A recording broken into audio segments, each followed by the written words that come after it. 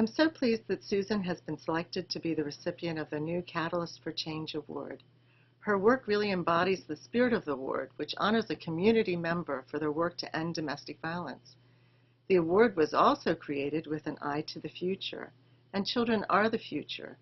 Susan has been a strong voice advocating on behalf of children who have experienced domestic violence or parental loss in the community. To date, Domestic Violence Services has provided prevention education programs to more than 7,000 children and teens in the community. What an impact Susan's work has had on so many lives. Because of you, Susan, many children will have the bright future that you envisioned for them. Thank you so much for your dedicated work, and congratulations.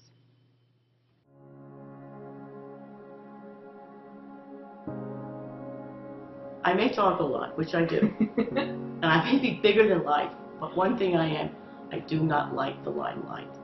And I couldn't have gotten this without my board, and particularly Joan Stoner.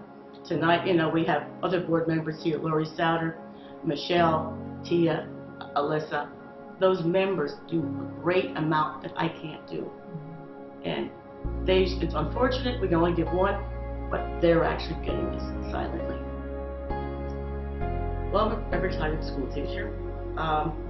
Love kids. Jan is my sister. We're 12 years apart. I took many roles in Jan's life. Not only was her big sister, but I was also like her mother, second mother, because of the age difference. But anyhow, so very close to her, very, very close to her. And when this occurred to my sister in 2008, there was no question that my brother and I were going to take the children. And I was an older person. I'm much older now, but I was old then.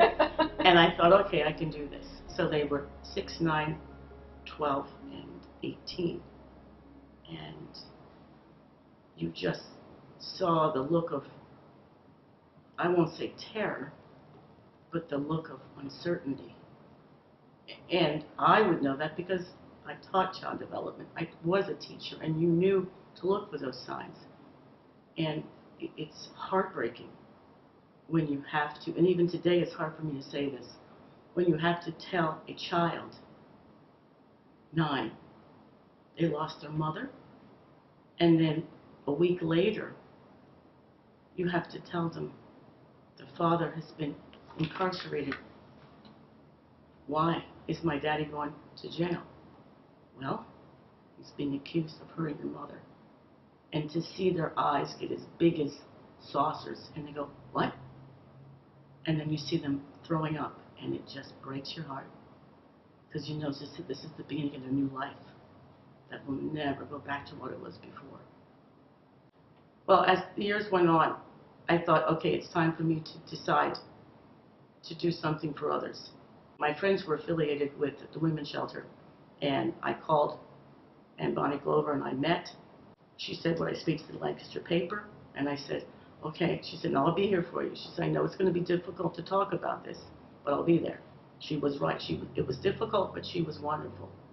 And because of that article appearing in that Sunday paper, a local businesswoman, now one of my dear, dear friends, Joan Stoner, called me the following day and said, are you serious about doing something for children? And I said, very much so. She said, I can help you make that happen. So at that point, we met. A couple of days later, I was going to be involved with the Giving Circle for Hospice of Lancaster County. And she said, so why don't we start out like that? We'll have patrons. And we did. And that's called Jan's Circle of Friends. Joan said to me, what do you think we can make in 1 year? I said, 10,000. She goes, yeah, right. That's a little high. Let's go 6. Well, we made our goal. And every year we've been increasing. And by the end of 2019, we'll have raised over $400,000. What I hope to accomplish, if anybody has been a victim of domestic violence or parental loss, that they think of the child first. I'm very blessed to have a strong faith and a good therapist who keep telling me, you gotta keep going, you gotta keep going. So it's the hope from the little kids that keep you going. It's right. A little smile on their face.